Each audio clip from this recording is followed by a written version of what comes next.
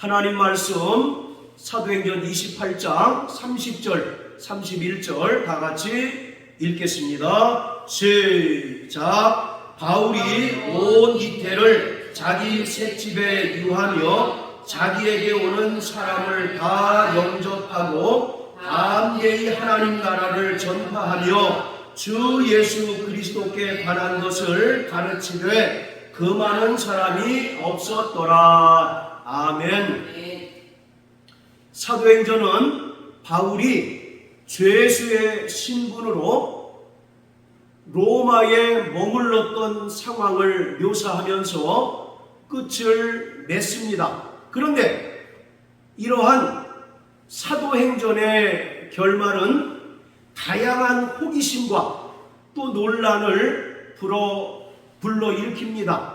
왜냐하면 사도 바울이 계속해서 로마에서 체류하고 있는 그 상황들을 상세하게 언급하고 있지 않기 때문입니다. 특히 사도 바울의 재판 과정, 재판 결과, 그리고 사도행전 이후 사도 바울의 순교 이야기에 대해서 전혀 언급이 되어 있지 않습니다. 사도 바울이 로마 황제인 가이사 앞에 그 천신만고 끝에 온 이유가 뭡니까? 재판을 받기 위해서 온 것 아니겠습니까? 그런데 재판의 과정이라든지 또 재판 결과, 그리고 사도 바울의 그 이후의 행적과 또 순교 이야기에 대해서는 전혀 언급하고 있지 않습니다. 이러한 사도행전의 결말은 사도행전을 기록한 누가의 의도적인 표현입니다. 누가는 의도적으로 사도행전의 결말을 미완성의 형태로 남겨둔 것입니다.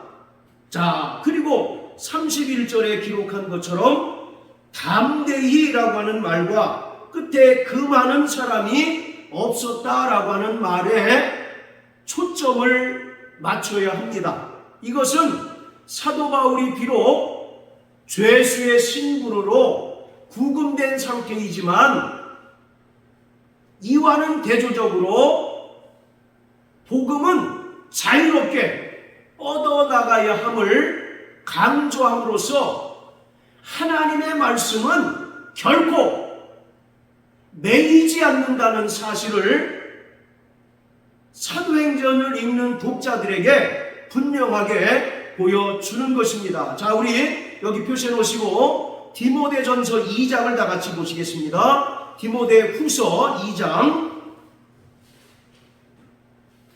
이 디모데후서는 사도 바울이 자신의 죽음을 앞두고 기록한 책입니다. 그렇기 때문에 이 디모데후서는 사도 바울이 자신의 죽음을 암시하는 표현들이 많이 나타나 있습니다. 자, 디모데후서 2장 9절 다 같이 한번 읽겠습니다. 시작. 복음을 인하여 내가 죄인과 같이 매이는 때까지 고난을 받았으나 하나님의 말씀은 매이지 아니하니라. 자, 이처럼 사도 바울은 죄인의 신분으로 2년 동안 로마에서 가택연금을 당하고 있는 상황이지만 바울이 뭐라고 고백합니까?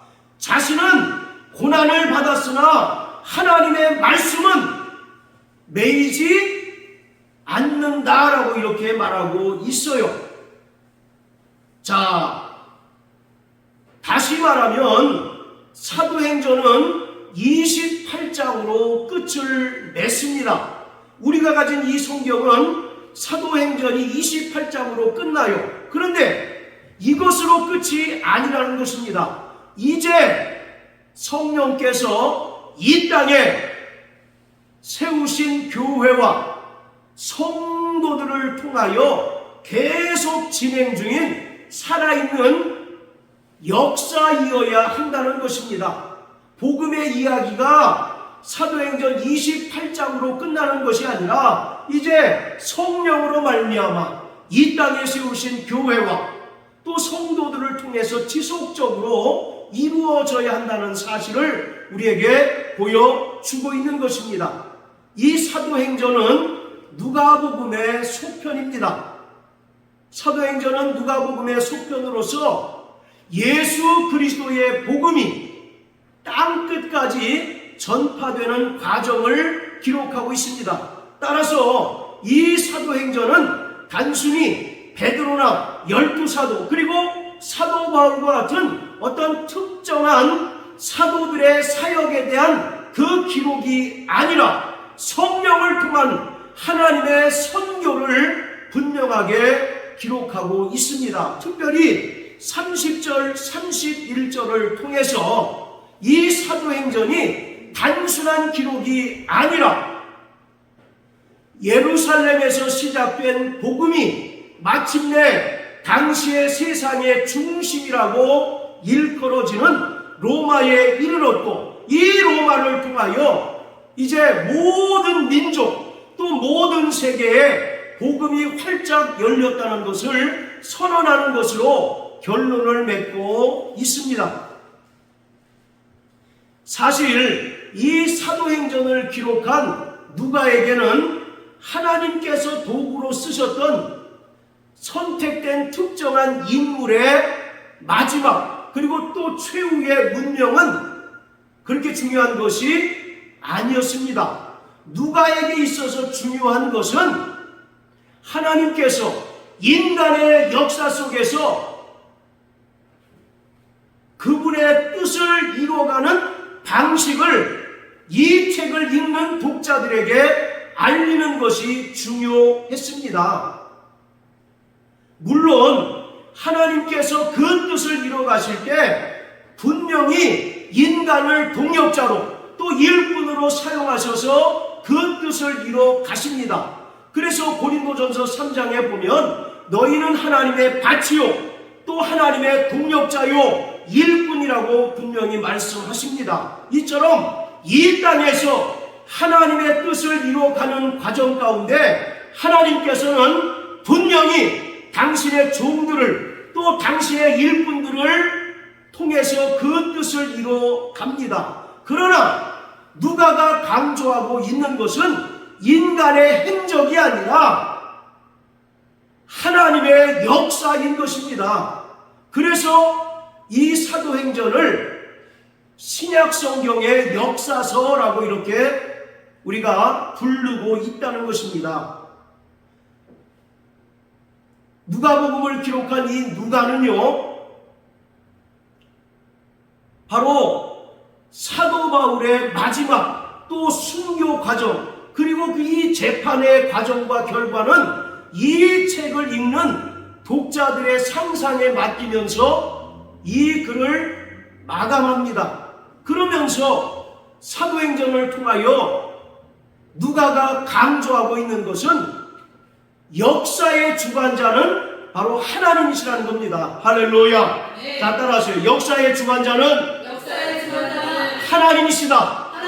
예, 바로 수많은 사도들 또 무명의 성도들이 하나님의 선교의 역사에 동참해서 그 일들을 이루어갔고 또 최종적으로 사도 바울이 로마에 이르러서 복음을 전하는 것으로 끝이 나지만 그 모든 일련의 과정을 운영하시고 또 주관하시는 분은 결국 하나님이라는 사실을 강조하고 있습니다. 그뿐만 아니라 이 모든 일련의 역사가 하나님의 영광에 집중되고 있다는 사실을 누가는 이 사도행전을 통해서 우리에게 강조하고 있는 것입니다. 그리고 특히 우리가 읽은 30절, 31절을 통해서는 하나님의 뜻은 그 어떤 인물이나 또 어떤 세력들이 반대하고 또 저항한다 할지라도 하나님의 뜻은 반드시 이루어진다는 사실을 우리에게 분명하게 보여주고 있습니다. 누가복음과 사도행전을 기록한 바로 누가는 결국 이것을 말하고 있는 것입니다. 이 사도행전 안에 수많은 인물들이 등장하기도 하고 또 사라지기도 하지만 결국 누가가 바로 우리에게 말하고자 하는 것은 역사의 주관자는 하나님이라는 것입니다. 할렐루야. 그리고 모든 것이 다 하나님의 영광으로 집중된다는 거예요. 그리고 어떤 인물이나 세력들이 하나님의 뜻에 저항하고 그것을 반대할지라도 반드시 하나님의 뜻은 이루어진다는 사실을 우리에게 말하고 있습니다. 자, 이러한 사도행전의 결말은 구원받은 성도들인 우리에게 세 가지 신앙적인 메시지를 전달해 줍니다. 그 첫 번째, 사도 바울의 사역은 바로 예수 그리스도의 사역의 연장선이라는 것입니다. 할렐루야. 자, 따라하세요. 사도 바울의 사역은 예수 그리스도의 사역의 연장선이다. 그리고 그 사역을 결국 이 땅에 세워진 교회와 또 구원받은 성도들이 계속 이루어가야 한다는 사실을 나타내주고 있습니다. 그래서 누가는 바울의 마지막 장면과 예수님의 마지막 장면을 병행시키고 있어요. 예수님께서 공생의 사역을 마치시고 예루살렘에 입성하신 후에 하나님 나라를 전파하시고 또 이방인인 빌라도 총독에게 넘겨져서 결국 십자가에 달려 죽습니다. 그러나 그것이 끝이 아니라 부활하심으로써 복음이 승리하게 된 것처럼 사도 바울 역시 장소는 다르지만 예루살렘에서 출발하여 최종 목적지인 로마에 도착해서 로마에서 하나님의 말씀을 전파하고 또 그가 구금을 당합니다. 그러나 바울이 구금당했다 할지라도 복음만큼은 매이지 아니하고 담대하게 전파됐습니다. 이것을 통해서 사도 바울은 사도들과 또 모든 성도들의 바로 모범적인 인물이라는 사실을 우리에게 나타내주고 있습니다. 자, 그리고 두 번째 메시지는 복음은 결코 끝나지 않는다는 것입니다. 자, 따라하세요. 복음은 결코 끝나지 않는다. 하나님께서 끝내신다. 이제 끝이 난다는 사실을 우리에게 보여주고 있습니다. 31절에 보면 담대히 하나님 나라를 전파하고 또 주 예수 그리스도께 관한 것을 가르치되 그 많은 사람이 없었다라고 말합니다. 여기서 그 많은 사람이 없었다라고 하는 말은 거침없이 또 방해 없이 그런 뜻이에요. 비록 사도 바울은 2년 동안 가택연금을 당한 상황이지만 하나님의 말씀은 결코 매이지 아니하고 또 인간의 방해에도 불구하고 복음은 왕성하게 땅끝을 향하여 끊임없이 전진하고 또 증거되고 있다는 사실을 우리에게 분명하게 보여주고 있습니다. 자, 그리고 사도행전의 결말이 우리에게 주는 세 번째 신앙적인 메시지는 이 사명이 이제 교회로 넘어왔다는 것입니다. 자, 따라하세요. 복음의 사명이 교회와 성도들에게 위임됐다. 네. 그래서 사도 바울은 자신을 가리켜 복음의 제사장이다라고 말하고 있습니다. 여러분, 제사장이 어떤 역할을 하는 자입니까? 제사를 통해서 하나님과 죄인을 연결시켜주고 또 화목케 하는 그런 직분을 맡은 자이듯이 사도 바울은 자신을 복음의 제사장이라고 말합니다. 그뿐만 아니라 그 복음의 제사장의 사명이 오늘 이 땅에 세워진 교회와 또 구원받은 성도들에게 주어졌다는 거예요. 그렇기 때문에 구원받은 성도들은 이 땅에서 복음의 제사장의 그 사명을 온전히 감당해야 하는 것입니다. 사도행전의 별명은 바로 성령행전이에요. 성령의 역사는 결코 중단되지 않습니다. 성령의 역사는 결코 주님께서 다시 오실 때까지 멈추지 않고 끊임없이 진행되고 있습니다. 비록 우리가 가진 성경의 사도행전은 바로 28장으로 끝이 나지만 그 후속편을 이 땅에 세워진 교회, 또 이 땅에 바로 존재하고 있는 구원받은 성도들을 통하여 끊임없이 진행되어야 한다는 것을 말하고 있습니다. 요한복음 14장 16절을 보면 예수님께서 제자들에게 내가 아버지께로 가면 또 다른 보혜사를 너희에게 보내줄 것이다 라고 말씀하고 있습니다. 바로 예수님께서 성령을 또 다른 보혜사라고 이렇게 설명하고 있습니다.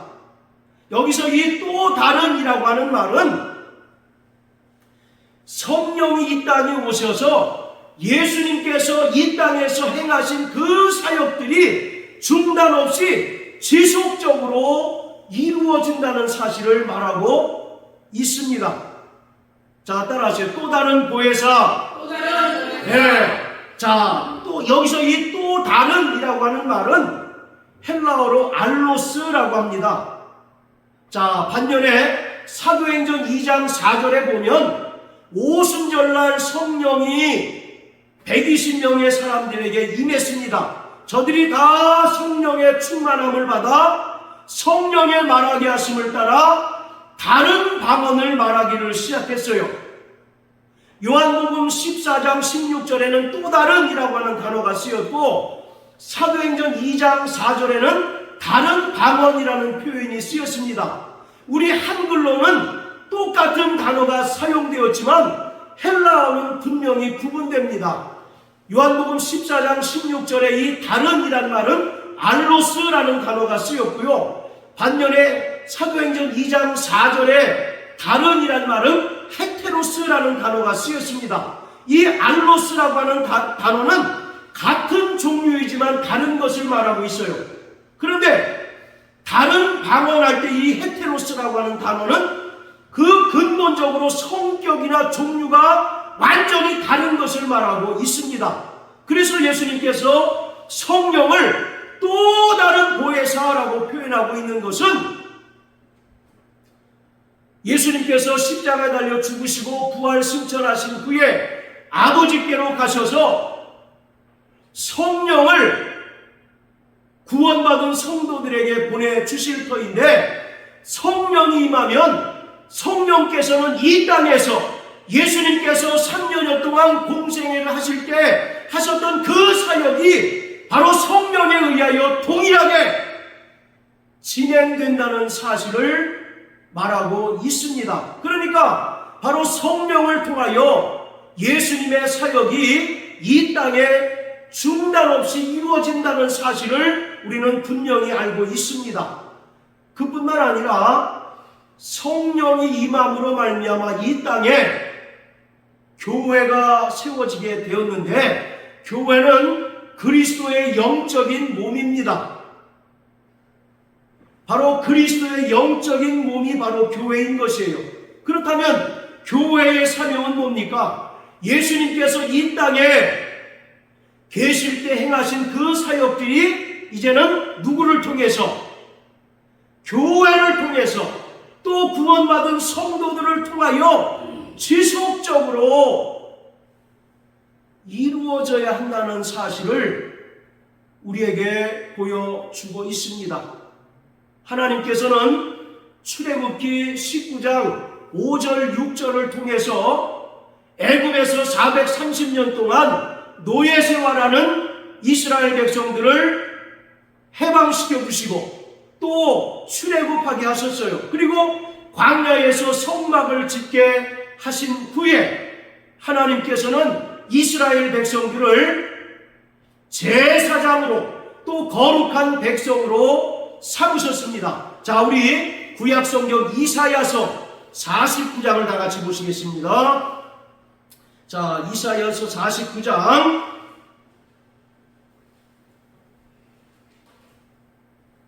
자 5절부터 7절까지 구약성경 이사야서 49장 5절부터 7절까지 다 같이 읽겠습니다. 시작. 나는 여호와의 보시기에 존귀한 자라. 나의 하나님이 나의 힘이 되셨도다.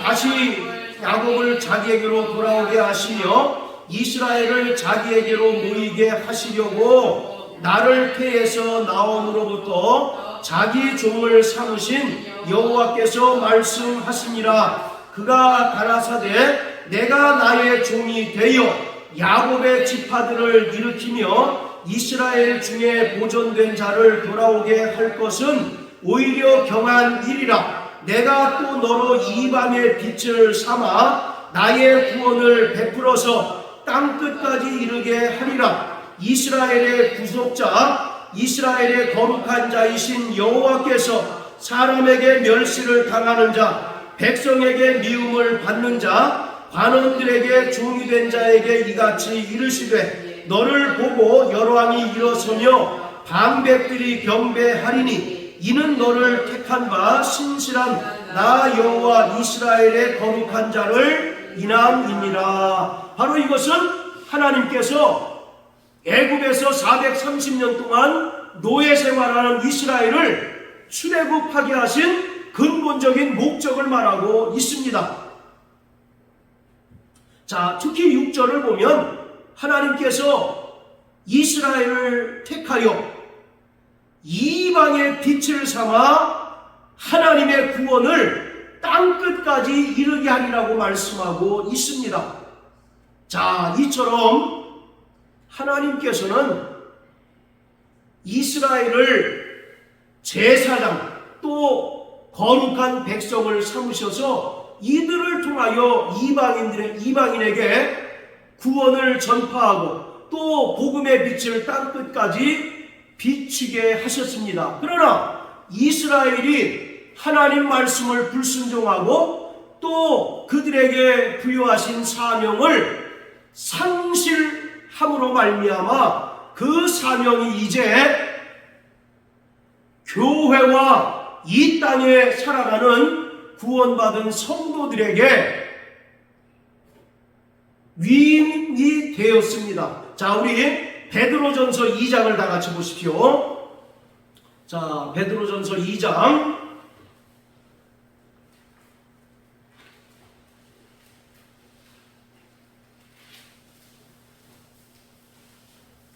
자, 9절 다 같이 읽겠습니다. 베드로전서 2장 9절 시작. 오직 너희는 택하신 족속이요 왕같은 제사장들이요 거룩한 나라요 그의 소유된 백성이니 이는 너희를 어두운 데서 불러내어 그의 기이한 빛에 들어가게 하신 자의 아름다운 덕을 선전하게 하려 하심이라. 자, 이것은 하나님께서 이스라엘에게 주셨던 복음의 제사장, 거룩한 백성으로서의 사명을 이제 교회에게 부여하신다는 그 말씀입니다. 그래서 너희는 택하신 족속이요 왕같은 제사장들이고 또 거룩한 나라요 그의 소유된 백성이다 라고 말씀합니다. 그러면서 구원받은 성도들과 교회를 복음의 제사장으로 삼으신 그 목적을 설명하고 있는데, 이는 너희를 어두운 데서 불러내어 그의 기이한 빛에 들어가게 하신 자의 아름다운 덕을 선전하게 하려 하십니다. 할렐루야. 자, 여기서 아름다운 덕이 구체적으로 무엇을 가리키겠습니까? 우리를 구원하신 하나님의 은혜를 말하고 있는 것입니다. 이방인들은 하나님 없이 살던 자들이었습니다. 또 하나님의 언약 밖에 있던 자들이었어요. 그런데 이제 그 은혜가 이방인에게 증거되고 또 전파됨으로써 이방인의 충만한 수가 구원을 얻게 되고, 또 하나님께서는 교회를 세우셔서 그 교회를 통하여 복음의 제사장으로 거룩한 백성으로 삼으셔서 우리를 죄악에서 구원하신 하나님의 그 놀라운 은혜, 놀라운 사랑을 전파하도록 하셨습니다. 할렐루야. 자, 다시 사도행전 28장으로 돌아가서요. 자, 한마디로 사도행전의 결말은 바로 열린 결말입니다. 자, 따라해 보세요. 열린 결말. 네, 마태복음, 마가복음, 누가복음, 또 요한복음은 닫힌 결말입니다. 예수님의 십자가 죽음과 부활로 말미암아 이미 예수님의 사역이 완전히 종결된 것을 기록하고 있는 거예요. 반면에 사도행전은 열린 결말입니다. 이 열린 결말이라고 하는 의미는 사도행전 이후의 이야기를 바로 독자들의 상상력에 맡겼다는 겁니다. 사도 바울의 재판 과정이라든지 결과, 그리고 사도 바울의 순교 이야기를 독자들의 상상력에 일정 부분 맡겼다는 거예요. 무한정 상상하는 것은 우리가 있겠지만 신앙의 범주 안에서 이 책을 읽는 독자들에게 자유롭게 상상하도록 맡겨놓은 것입니다.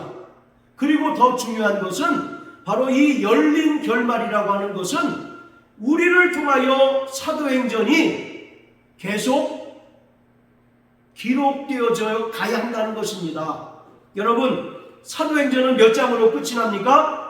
28장으로 끝이 나죠. 그런데 이 사도행전이 28장으로 끝나는 것이 아니라 이제 말씀드린 것처럼 이 땅에 세워진 교회와 구원받은 성도들인 저와 여러분들을 통하여 29장이 계속 쓰여져 나가야 한다는 거예요. 언제까지? 주님께서 다시 오실 때까지 지속적으로 이 사도행전이 쓰여져야 한다는 것을 말하고 있습니다. 자, 한편 이 사도행전은요, 사도 바울의 순교 이야기가 기록되어 있지 않습니다. 그런데 사도행전에 기록되지 않은 이 순교 이야기를 우리는 여러 전승들에 의하여 확인할 수가 있습니다. 자, 우리 사도행전 28장 30절 31절 다시 한번 읽겠습니다. 시작. 바울이 온 이태를 자기 셋집에 유하며 자기에게 오는 사람을 다 영접하고 담대히 하나님 나라를 전파하며 주 예수 그리스도께 관한 것을 가르치되 그 많은 사람이 없었더라. 자, 이 기록으로 사도행전은 끝이 납니다. 30절에 보면 2년을 자기 셋집에 유하며 자기에게 오는 사람을 다 영접하고 그곳에서 하나님 나라와 주 예수 그리스도께 관한 것을 가르쳤다라고 말합니다. 여러분, 사도행전의 기록은 이것으로 끝이 나지만 그 이후에 아주 놀라운 이야기가 있다는 사실을 우리가 분명히 알아야 합니다. 사도 바울의 최종적인 선교적인 소망은 무엇이었습니까? 그가 스페인으로 가서 복음을 전하는 것이었습니다. 자, 여기 펴놓으시고요. 로마서 15장을 다 같이 보십시오. 로마서 15장.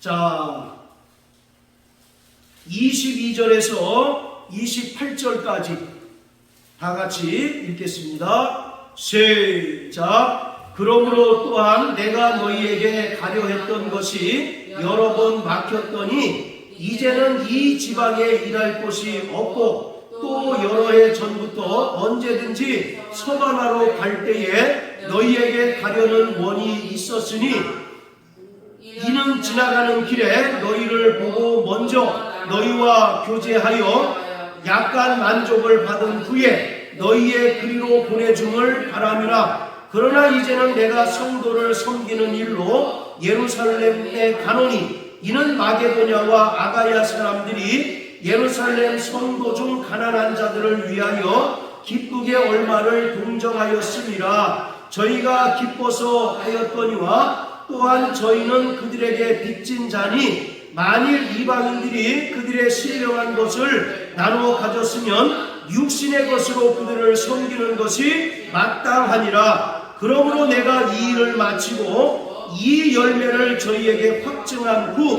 너희에게를 지나 서바나로 가리라. 자, 23절과 28절에 보면 계속해서 서바나 이야기를 합니다. 여기서 말하는 서바나는 지금의 스페인을 말하고 있습니다.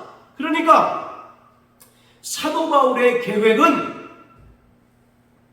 로마에 도착해서 로마 교회를 위로하고 돌아본 후에 로마 교회로부터 선교적인 지원을 받아서 어디로요? 서바나로 가서 그곳에서 복음을 증거하다가 순교할 것을 희망하였습니다. 왜 하필이면 서바나냐? 당시 사람들의 세계관에서 땅끝이 바로 서바나로 인식되었기 때문입니다. 사도행전 1장 8절에 보면 성령이 너희에게 임하시면 너희가 권능을 받고 예루살렘과 유다와 사마리아와 땅끝까지 이르러 내 증인이 되려고 말씀하셨는데, 바로 여기서 말하는 땅끝은, 사도 바울에게 있어서 땅끝은 바로 스페인이었습니다.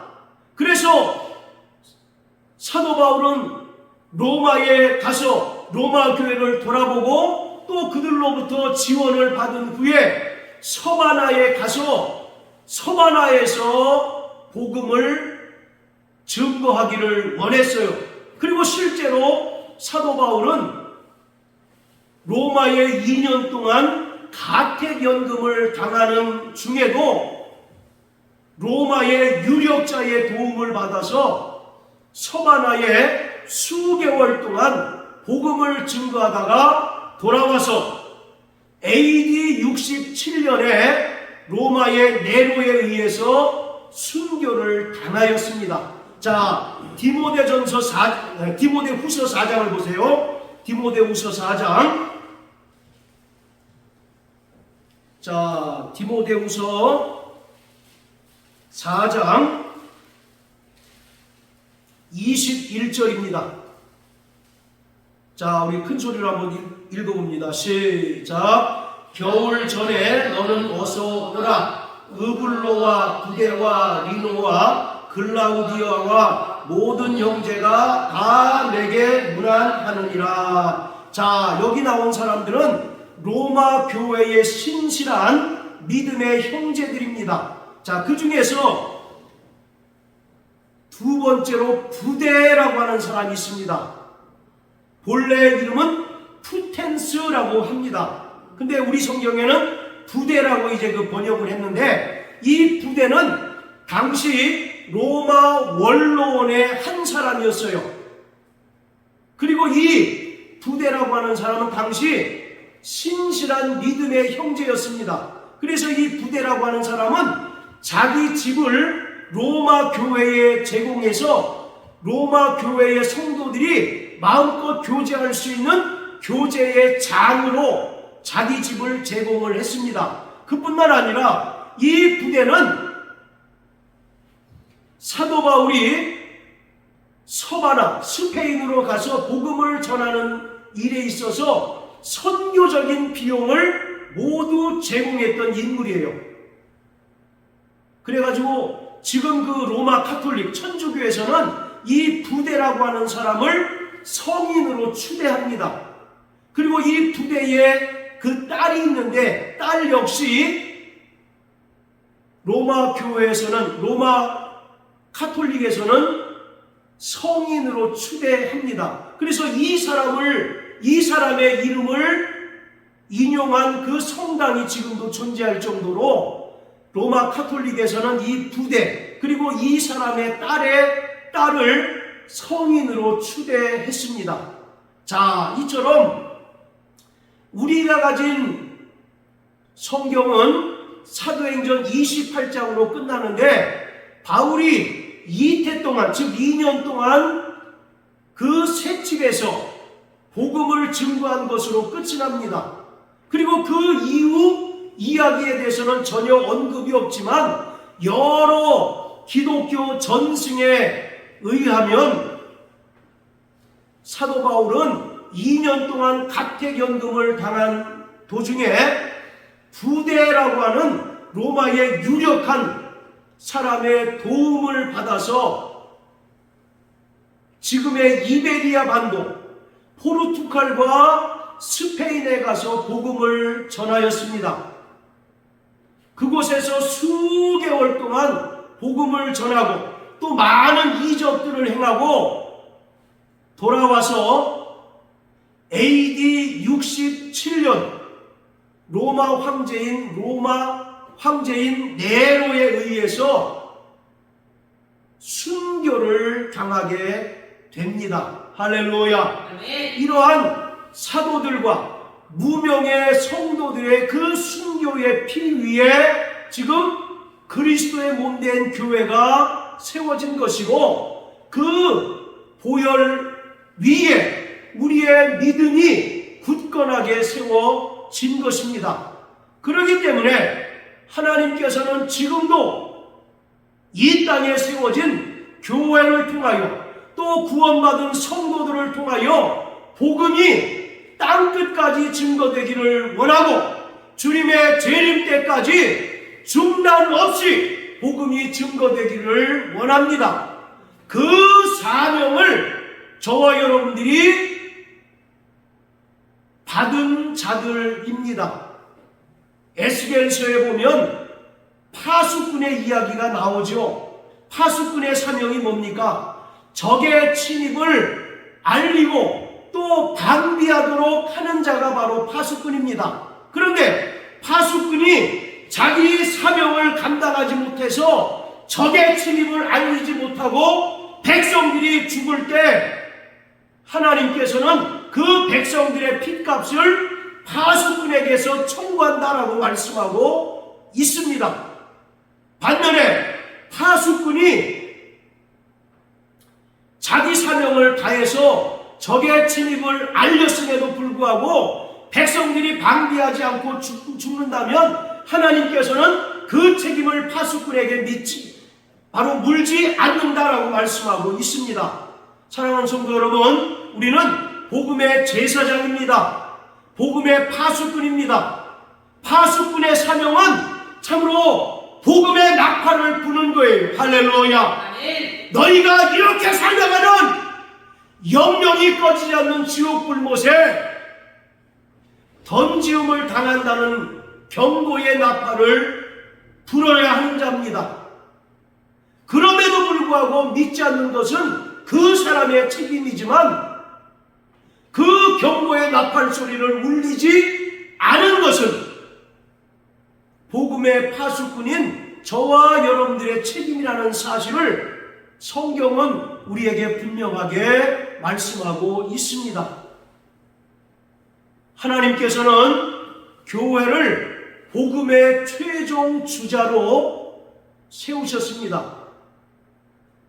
요한복음 17장에 보면 아버지께서 나를 세상에 보내셨다라고 말씀합니다. 그리고 예수님께서는 12명의 제자들을 내가 너희를 세상에 보낸다라고 말씀합니다. 너희가 세상에서 미움을 받고 또 세상 사람들로부터 많은 박해를 받을 것이다 라고 말씀하시면서 너희를 내가 세상에 보낸다라고 말씀합니다.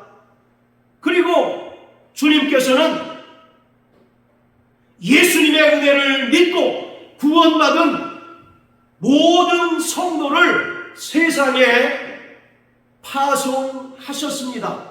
그래서 우리가 가는 곳마다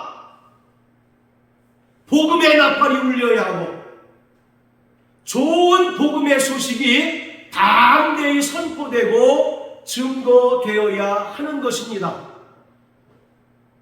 6장 경기 보면 계주가 있죠. 계주.